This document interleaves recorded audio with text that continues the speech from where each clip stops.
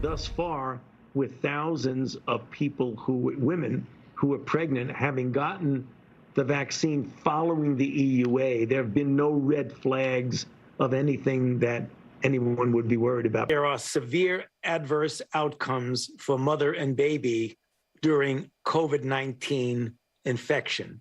Therefore, it is extremely important for pregnant women and women planning to get pregnant to get vaccinated. If you look at the data, George, there doesn't seem to be a problem at all. There have literally been tens and tens of thousands of women who are pregnant who've gotten vaccinated. There are no red flags, nothing that looks like there's going to be any problem. No red flags. Let that sink in. That is what Dr. Anthony Fauci was telling the American public. That's what he was telling you, while newly released text messages paint a completely different picture. Texts from Fauci's government-issued phone show him privately raising the possibility of miscarriage following a COVID vaccine dose, while he publicly calmed fears, as you just saw. But look at what he wrote in 2021. Quote, "I asked around a bit more, and another issue came up that you need to be aware of, since many people have an overreactive immune response and fever after a second dose. This theoretically could be associated with a miscarriage in the first trimester." I spoke with former CDC Director Robert Redfield, who gave his view on where Dr. Fauci's head was during the time. I think there was a view that some have, and I think Tony was in this view, was that he knew better what was right for you than you knew better what was right for you. So he'd make his decision for you. His decision for you. A parent's greatest heartbreak. Reactions to the text bombshell flooded the internet, as you can see here. Look, Emily, I was pregnant during COVID. This is pertinent information any pregnant woman would want to have. He said could be associated with miscarriage. The CDC director at the time coming in under Biden said definitely a good point, especially after dose 2. The Surgeon General under Biden wrote in response, really helpful, thanks. That's a really good point post second dose. But the communication was no red flags. The anecdotes that have flooded in simply don't do justice to the amount of heartbreak that families go through when they have miscarriages. And reading just so many of these memories of people and saying what happened to them. This is beyond devastating for people. This is beyond life-changing. This is murder. This is an emotional upheaval. And this is a calculated decision by an absolute fraud to wield his full unilateral authority to not have the candor and the honor to say this isn't right. And the fact that everyone blindly followed him, the fact that people were fired over asking questions, canceled over asking questions, and then families were mourning privately the loss of their children many times over, as people have reported multiple miscarriages. This is sickening to me, sickening.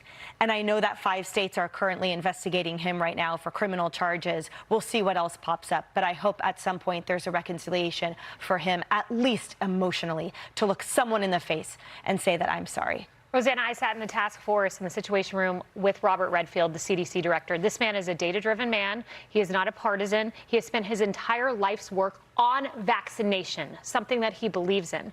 But something he also believed in is sharing information with the American public. And I asked him, why hide this? And he said there was a belief that any information shared would not instill confidence in the vaccine. Whereas the other approach, should the Trump administration have stayed in place, would have been sharing the information, trusting the American people, letting people make their own decisions.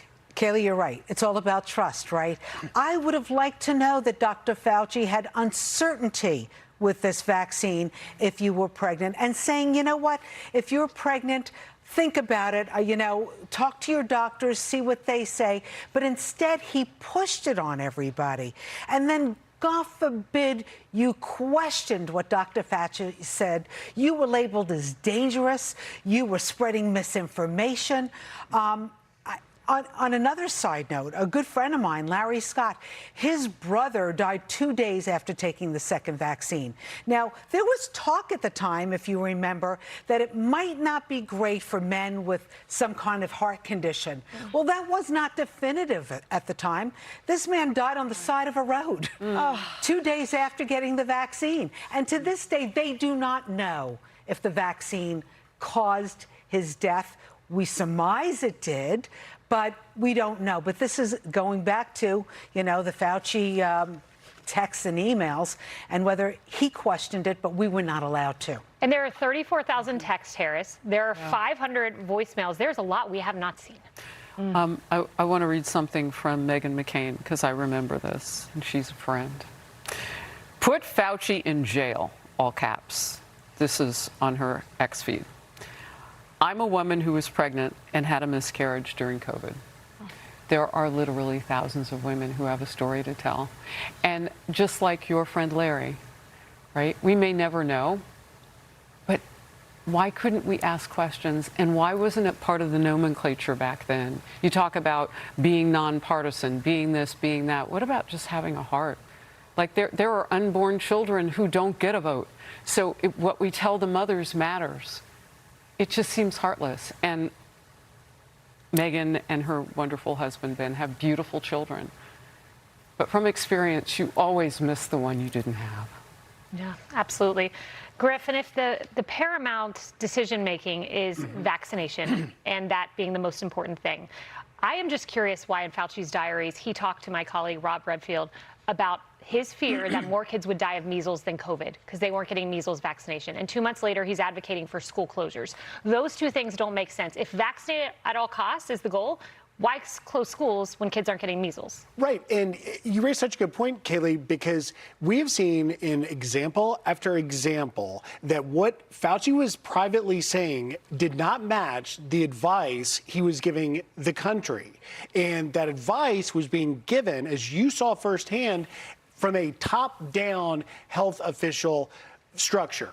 And everyone that wasn't on board was ostracized, politically alienated, and in many cases, actually punished. Yeah. And, you know, these heartbreaking stories, you know, what does accountability look like? What is accountability going to look like with Fauci? We are with 34,000 text messages. We're going to get more examples of his private beliefs and what he was saying did not match the advice that the country was given that had not only shut down decisions that affected all of our lives, but also deadly decisions.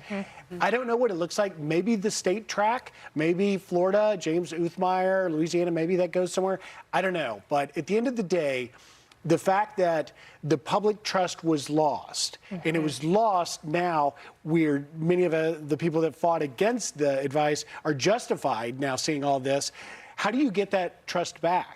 And I don't know. About the only way would be starting with Fauci actually writing a book that says, here's what I did wrong. I'll be honest about it. Here's the story. That's never coming. Yeah, and lives were ruined. Remember the Zika virus? Yeah. To your point, pregnant women were trusted with that information where it was devastating to gestation. And so, you know, many all didn't travel and minimize their exposure. Yep. But, you know, we know what to do with information, but robbing those women of agency of that choice and falsely not only hiding that information, but forcing them to then undergo what likely did lead to, I mean, it is horrifying. That's eugenics.